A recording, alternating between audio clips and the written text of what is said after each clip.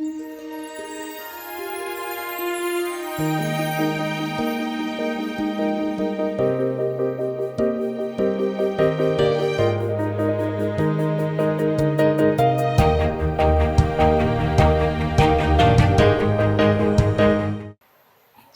యాకోబు బతుకు ఎట్టుందో నా బతుకు అంతేనన్నా.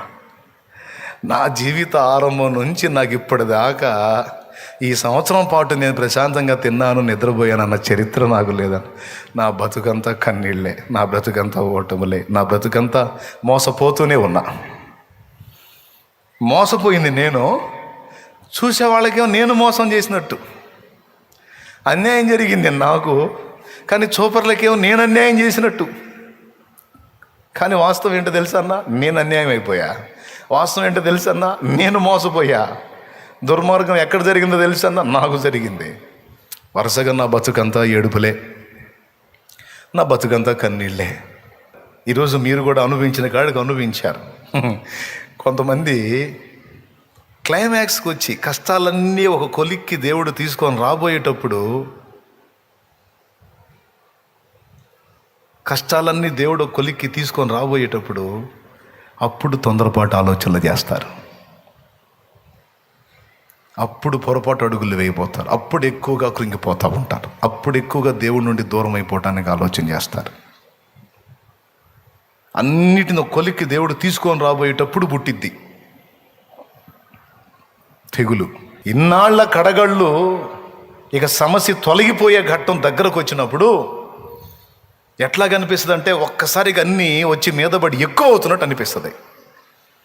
ఇప్పటిదాకన్నా అప్పుడోటి ఇప్పుడు ఏందన్నా ఒకేసారి కట్టగట్టుకొని మొత్తం నెత్తి మీదకి వచ్చి మొత్తానికి అసలు నన్ను లేకుండా చేసేటట్టు అయిపోయిందని అనిపించేంత వేదన కలిగిద్ది. అన్నీ ఒక్కసారిగా ముక్కుముడిగా చుట్టుముట్టిన ఎత్తిన పడితే ఏ మనిషి అయినా ఊపిరి సలుపుకున్నట్టే యాకోబు జీవితం అయిపోయింది. జరిగిన దాన్ని బట్టి యాకోబు ఎంతో కలత చెందాడు. యోసేపును పోగొట్టుకున్నా, దీనా చెడిపోయింది, చెడ్డ సాక్ష్యం వచ్చేసింది. షిమ్యోను బంధించబడ్డాడు, ఇప్పుడు బెన్యామీని తీసుకొని పోతున్నారు. ఈ దరిద్రులను నమ్మకూడదు. వీళ్ళు అశ్రద్ధగా ఉండి దారిలో ఏ క్రూర మృగానికి అప్పగించి మళ్ళీ ఆడి సొక్కా తీసుకొని వస్తారో.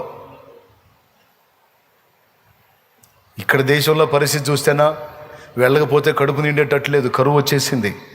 ఏంది నాయనా ఈ కష్టాలు, ఏంది నాయన ఈ బాధలు, ఏంది నాయన. చివరికి ఏమంటున్నాడో తెలుసా? నెరసిన వెంట్రుకలు కలిగిన నేను దుఃఖముతో దిగిపోవాల్సి వస్తే అలాగే దిగిపోతానని ఏడుస్తున్నాడు.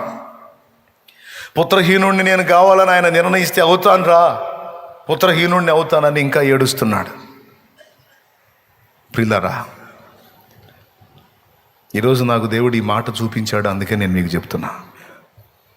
ఇన్నాళ్ళు శ్రమల కొలిమిలో కాలి నలిగి చితికి ఛిద్రం అయిపోయిన మీకు వాటి నుంచి విడుదల గడియలు సమీపించాయని దేవుడు చెప్తున్నాడు. వాటి నుంచి విడుదల పొందేటువంటి గడియలు సమీపిస్తున్నాయి, కృంగిపోవద్దని చెప్తున్నాడు దేవుడు. ఎండింగ్ పార్ట్లోకి వచ్చావు నువ్వు. ఇప్పటిదాకా గాయపడ్డావు, నలిగిపోయావు, కుమిలిపోయావు, ఏడ్చుకున్నావు, గుండెలు అవిసేలా రోధించావు, వణిగిపోయావు, నిద్రలేని రాత్రులు గడిపావు, నిరీక్షణ ఆధారం లేక ఎంతో కృంగిపోయావు, వరుస ఓటములతో, ఎదురు దెబ్బలతో, తృణీకారాలతో చిత్రవదన అనుభవించావు. రేపు చచ్చాకొచ్చి ఆ లోకమేమో కానీ భూమి మీద మాత్రం నరకంలాగుంది నాకు అని తలపోసావు, వాపోయావు, దుఃఖపడ్డావు, కృంగిపోయావు. అయితే దేవుడు ఈ మధ్యాహ్నం వేళ పలికించినటువంటి మాట ఏమిటంటే, నీవు అనుభవించినటువంటి శ్రమలన్నిటి ముగింపులోకి ఇప్పుడు నువ్వు వచ్చున్నావు అంటున్నాడు ఆయన. నేను ఇచ్చిన వాగ్దానాలు నెరవేర్చే సమయం ఆసన్నమైంది, ఆ సమీపంలో నువ్వున్నావు. నిశ్చయముగా నేను నిన్ను పోషించేదను, నిశ్చయముగా నేను నీ కన్నీరు తుడిచేదను, ఇది మొదలుకొని నేను నిన్ను ఆశీర్వదించునని పలికినటువంటి వాగ్దానాల నెరవేర్పుకు నువ్వు వచ్చావు, సమీపంలోకి వచ్చావు. కొంతమంది అంతేనండి, తీరా దేవుడు జోక్యం చేసుకొని మలుపు తిప్పబోయేటప్పుడు ఆత్మహత్య ప్రయత్నం చేస్తారు. ఇంక ఇది మారదు, ఇక ఈ పరిస్థితులు మారో, ఇక చావే కరెక్ట్ అని అప్పుడు మొదలుపెట్టి అప్పుడు ప్రయత్నం చేసి పోయినోళ్ళు కూడా కొంతమంది ఉన్నారు. అంటే అప్పటిదాకా తిప్పలు పడి తీరా ఆశించింది దక్కబోయేటప్పుడు కొంతమంది పని మానుకుంటారు. అప్పటిదాకా కొన్ని అంశాల గురించి ప్రార్థన చేసి చేసి చేసి తీరా దేవుడు జవాబు ఇవ్వబోయేటప్పుడు ఏందోలే దేవుడికి కూడా దయలేదు పాడలేదు నేను చేయను అని సర్దుకుంటారు. సోదిమాలోకాలు. అప్పటిదాకా ఓపిక బట్టి విశ్వాసం ఉంచి నిరీక్షించి ఎదురు చూసి చూసి చూసి చూసి తీరా దేవుడు కార్యం చేయబోయేటప్పుడు తాడేసుకుంటారు మెడకి. ఏం చేసుకోవటానికి? ఎక్సర్సైజ్ చేయడానికా? పోవటానికి? దేవుడు కార్యం చేయబోతున్న తరుణాన్ని లక్ష్య పెట్టరు, గుర్తించరు. యాకోబులాగా. యాకోబు కష్టాలన్నీ ఒక టర్నింగ్కి వచ్చేటువంటి సమయం ఆసన్నమైంది. అక్కడ అన్ని నాళ్ళు యాకోబు పడిన మనోవేదన, దుఃఖం, కన్నీరు మొత్తం తుడిచివేయబడబోతుంది. ఇన్ని రోజులలో ఈ మాటని ఇలా ఈరోజు స్పెషల్గా ఎందుకు తీసుకొచ్చాడు బయటికంటే, కొన్ని సంవత్సరాలుగా నలుగుతున్నటువంటి కొంతమంది సమస్యలకి త్వరలోనే దేవుడు సమాధానం ఇవ్వబోతున్నాడు. చాలా తొందరలో దేవుడు ఆన్సర్ ఇవ్వబోతున్నాడు. జరుగుతుంది అది. నీ కన్నులారా నువ్వు చూస్తావు, నువ్వు కన్నులారా చూస్తావు. జరిగిద్ది. గుర్తుపెట్టుకో, ఈ డేట్ రాసుకో. ఈరోజు దైవజనుని నోట నుండి నా తండ్రి ఈ మాట పలికించాడు. ఇన్ని నాళ్ల వేదనలకు ఒక ముగింపు దేవుడు ఇవ్వబోతున్నాడు. అది ఎలా జరిగిద్ది అనే ప్రశ్నలు నన్ను అడగొద్దు, ఆయన అడుక్కో. అడగటం ఎందుకన్నా, నేను నమ్ముతున్నానంటే నోరు మూసింగా స్తోత్రాలు చెప్పుకో, ప్రార్థన చేస్తూనే ఉండి. ఇక కథం ఇంకంతే. నేను మళ్ళీ మాట్లాడు నీకు ఈ పాయింట్. ఎందుకంటే నాకు ప్రత్యేకంగా ఆ మాట చూపిస్తే వచ్చాను నేను. కొన్ని సంవత్సరాలుగా నీవు నలుగుతున్నటువంటి ఆ సమస్యకి ఇక చాలా తొందరలో, చాలా త్వరలో, చాలా త్వరలో, చాలా త్వరలో దేవుడు నీకు ఆన్సర్ ఇవ్వబోతున్నాడు. స్పష్టంగా నువ్వు పొందుకుంటావు. చావు బతుకులు అనొద్దు, నా పని అయిపోయింది అనొద్దు, ఇంతే నా జీవితం అనొద్దు, ఇంకంతేలే ఇట్టనే నా దుఃఖంతోనే నా బతుకంతో నడిచింది, ఇక నేను ఆ దుఃఖంతోనే కన్ను మూస్తాను అనొద్దు, మా జీవితం అంతా ఓటమే అనొద్దు. దేవుడు మలుపు తిప్పబోతున్న టైంలో యాకోబు ఉన్నాడు. యాకోబు ఏమన్నాడు? నిరసన వెంట్రుకలతో దుఃఖంతో దిగిపోతానన్నాడు, పుత్రహీనుడిని అవుతానన్నాడు. మీరు చెప్పండి, పుత్రహీనుడు అయ్యాడా? ఆ తర్వాత ఏం జరిగిందో తెలుసు. వీళ్ళు బెన్యామీని తీసుకొని పోయారు, యోసేపు ముందు నిలబెట్టారు. అక్కడున్న అధికారులు అడిగారు, పోయారు, అంతు లేకుండా పోయారే. అయ్యా మా షిమ్యోను, మీ షిమ్యోను బాగానే ఉన్నాడు, టయానికి ఆహారం అది దుఃఖలాగా తిని బాగానే ఉన్నాడు, పెద్ద ఆయన చెప్పాడు ఆడికి ఏం తక్కువ కాకుండా చూసుకోండి అని. శుభ్రంగా బాగా తిని బ్రహ్మాండంగా ఉన్నాడు, ఏ ఇబ్బంది ఏం లేదు. అమ్మయ్య శుభవార్త చెప్పా. మీ తమ్ముడిని ఎవరినో తెమ్మన్నట్టున్నాడు, వీడేనండి. బెన్యామీన్ రా, నువ్వు వెనక ముందు నిలబడరా. సరే ఉండండి, పెద్ద ఆయనకి చెప్తాను. పోయి చెప్పాడు. అప్పుడు వెళ్ళారే వాళ్ళు వచ్చారండి. మీరు వాళ్ళ తమ్ముడిని తెమ్మని చెప్పారు కదా, తీసుకొని వచ్చారు. ఇక దిగ్గుని లేచి వెళ్ళడు. ఎవరి కోసం? నా కోసమా? బెన్యామీన్ కోసం. పరిగెత్తుకుంటూ పోయి నిలబడ్డాడు అక్కడ. మళ్ళా మొత్తం బార్లు పడ్డారు. బెన్యామీన్ గమనిస్తున్నాడు. వీళ్ళేమో సాష్టాంగ పడ్డారు. లేండి అన్నాడు.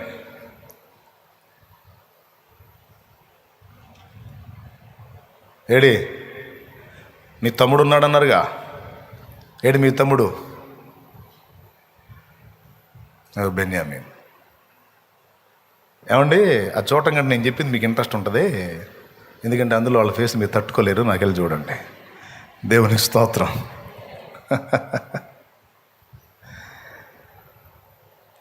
వరుసలో అందరూ నిలబడితే,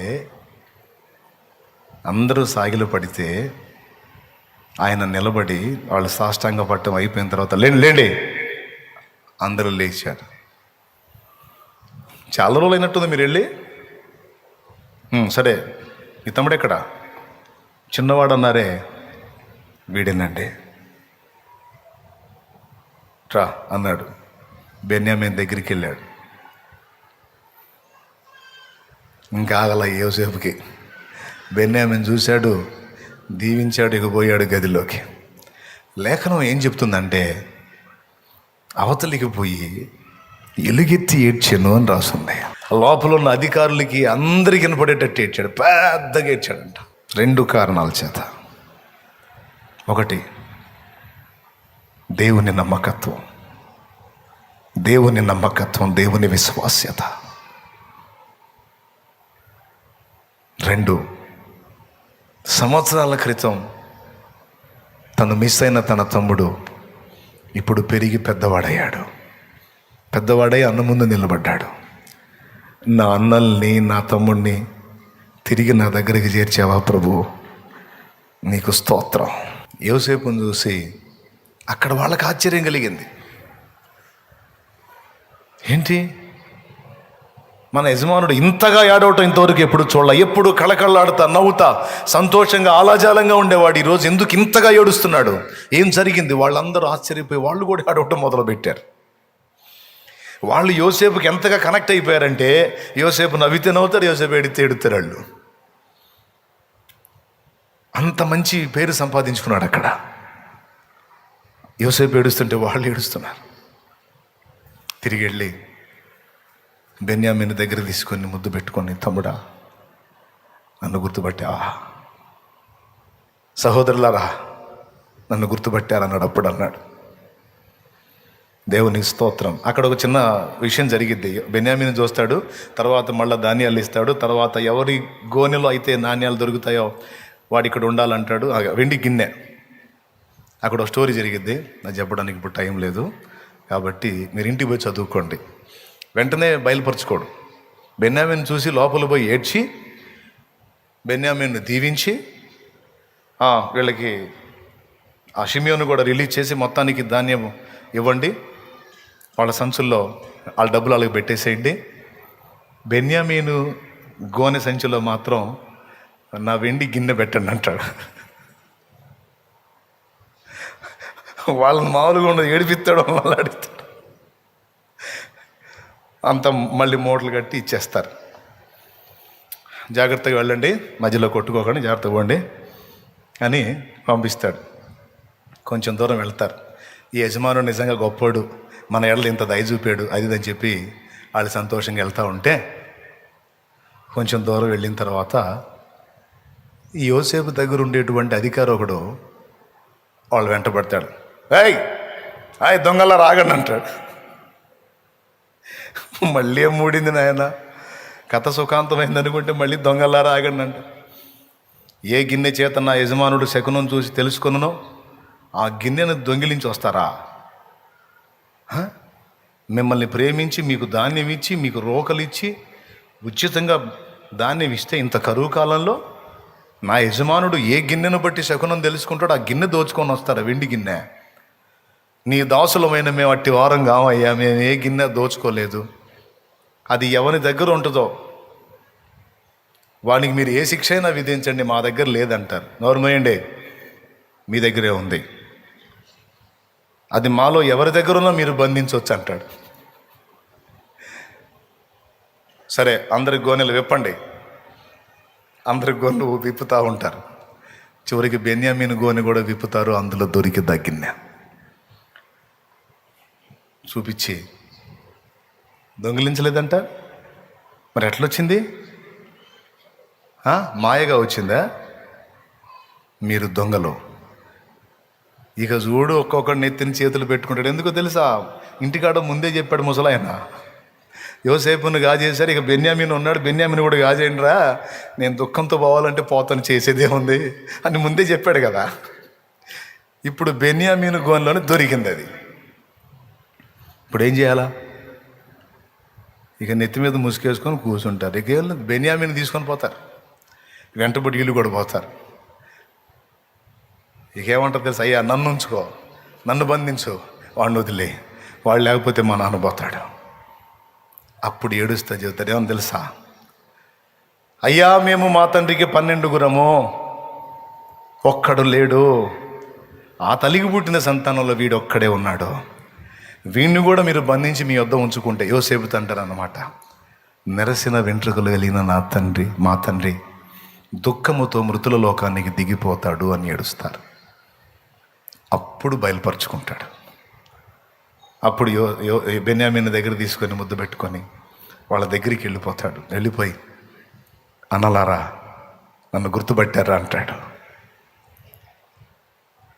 వాళ్ళకేం అర్థం కాదు. ఏంది అలా చూస్తున్నాడు, నన్ను గుర్తుపట్టలేదా, నేను ఎవరినో తెలుసా, మీ తమ్ముడైన యోసేపు నన్న. మీరు 20 తులాల వెండికి నన్ను అమ్మారు ఇష్మాయేలీలకి. అతను తీసుకొచ్చి నన్ను పోతీఫెరో అనే వానికి అమ్మాడు. అతని భార్య నా మీద నింద వేస్తే జైలు పాలయ్యాను. అక్కడి నుంచి జీవం గల దేవుడు నన్ను ఫరో ఆస్థానంలో నాయకుడిగా చేసి ఐగుప్తు మొత్తం మీద ఏలికగా నన్ను నియమించాడు. అన్నలారా నేను మీ యోసేపునే.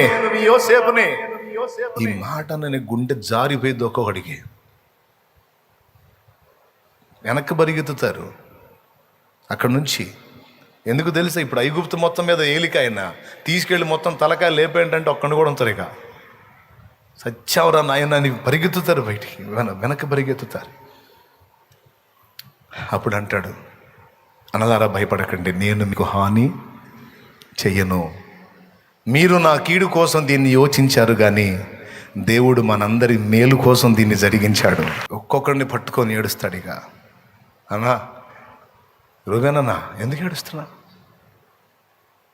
అన్యాయం చేయలేదన్నా మీరు, మీకు తెలీదు ఆయన ప్లాన్ ఇది. ఆయన అలాగా ఉద్దేశించాడు. నేను ఇప్పుడు ఇక్కడికి రాకపోతే, మీరు నన్ను నమ్మకపోతే, నేను ఇక్కడికి రాకపోతే మరి కరువు కాలంలో మనకు అన్నం ఎట్లా, ధాన్యం ఎట్లా? నేను ఇక్కడికి రావటం వల్ల, ఐగుప్తు రాజు అయిన ఫరో దగ్గర నేను ఉండటం వల్ల ఈ కరువు కాలం అంతటికి ముందే ధాన్యం సమకూర్చాను. అందుకే ఈరోజు ఫరో కుటుంబమే కాదు, ఐగుప్తులే కాదు, చుట్టుపక్కల ఉన్న ప్రాంత ప్రజలు కూడా ఆహారం తిని బ్రతుకున్నట్లు దేవుడు దయ చూపాడన్నా. అన్నా ఇది మీరు నాకు అన్యాయం చేయలేదన్నా, ఏడవద్దు, బాధపడొద్దని ఒక్కొక్కడిని హత్తుకొని వాళ్ళని ఓదారుస్తాడు, భరోసా ఇస్తాడు. అన్న నాన్న బాగున్నాడా, వాళ్ళు దండం పెడతారు, తమ్ముడా క్షమించరా మమ్మల్ని, చాలా దుర్మార్గం చేసావు, నీకు ఎలా క్షమించబుద్ధి అవుతుందిరా మమ్మల్ని, పసివాడివై ఉండి అన్న అన్న అన్న అన్న అని నువ్వు దేహేనని అడిగితే కఠినంగా పోరాన్ని నెట్టేశాను, నన్ను ఎట్లా క్షమించబుద్ధి అవుతుందిరా, నా కాళ్ళు పట్టుకున్న నిన్ను త్రోసేశాను కదరా, నన్ను ఎట్లా క్షమించబుద్ధి అవుతుంది, ఇంత దుర్మార్గం చేస్తే నీకు కీడు చేయలేదంటావేంట్రా యోసేపు? ఏడ్చి ఏడ్చి ఏడ్చి అన్నా ఇది ఏడవలసిన అవసరం లేదు అన్నా, ఇది సంతోషించే సమయం. మన శ్రమలన్నిటి నుంచి దేవుడు మనల్ని విడిపించి మనకు సంతోషాన్ని ఇచ్చిన సమయం ఇది, ఆనందాన్ని ఇచ్చిన సమయం ఇది. నాన్న బాగున్నాడు, బతికున్నాడని చెప్పారు, నాకు అంతే సంతోషం. బెన్యామీని చూపించారు, నాకు అదే సంతోషం. మీరు బయలుదేరి వెళ్ళి మనకు చెప్పండి, ఏమని చెబుతారు తెలుసా? ఇశ్రాయేలు దేవుడైన యెహోవా యోసేపును ప్రాణాలతో కాపాడాడని చెప్పండి. ఇశ్రాయేలీయుల దేవుడైన యెహోవా యోసేపును ప్రాణములతో కాపాడాడు, సజీవునిగానే ఉంచాడు, అంతేకాదు ఐగుప్తు మొత్తం మీద ఏలికగా నియమించాడని చెప్పండి. పండి మీరు చెబితే నమ్మడు ఆయన. ఆయనకి ఇష్టమైన వస్తువులు కొన్ని నాకు తెలుసు, అవి నేను ఇస్తా, అవి తీసుకొని ఆయన చూపించండి, గుర్తుపడతాడు. ఆయన టేస్టులు నాకు తెలుసు, ఆయనకి ఇష్టమైన తెలుసు, అవి ఇస్తాను తీసుకొని పడు అని వాళ్ళకి బహుమానాలు ఇచ్చి పోయేటప్పుడు చెబుతాడు, దారిలో తన్నుకోవాకండి. వీళ్ళ బుద్ధి తెలుసు ఆయనకి, దారిలో తన్నుకోవాకండి, ఇయే కాదు మీరు వెళ్ళి నాన్నం తీసుకొని రండి, ఇంకా ఇస్తా, నేను మిమ్మల్ని మీ పిల్లలను పోషిస్తానన్నా. ఇక పోతారు. పోతే రథాలు వచ్చి ఆగుతాయి,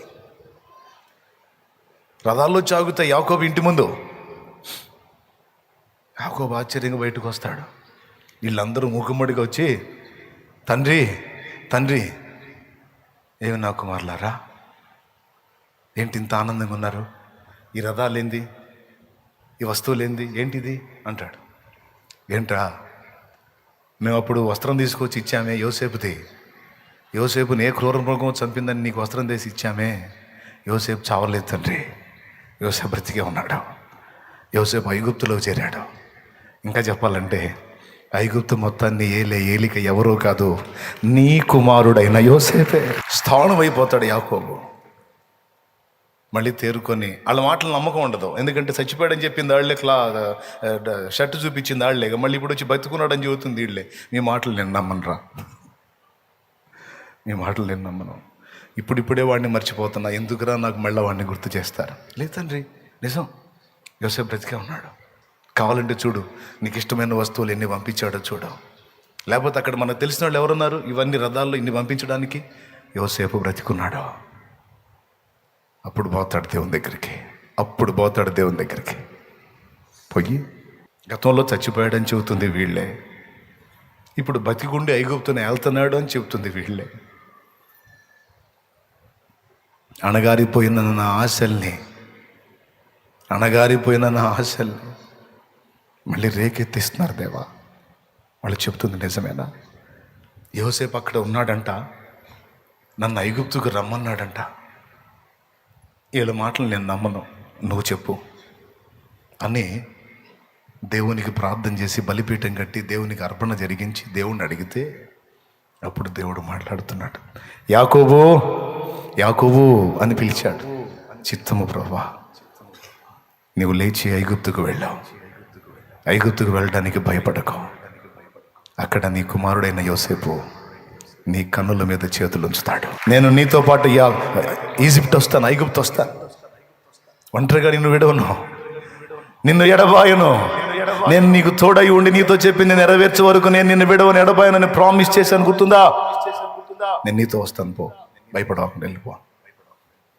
ఇక చూడు, యోసేపు నీ కన్నుల మీద చేతులు ఉంచుతాడని ఎవరు చెప్పారు? ఇప్పుడు వాళ్ళు చెప్తే నమ్మడం, ఎందుకంటే వాళ్ళు అబద్ధాలు చెప్తారు.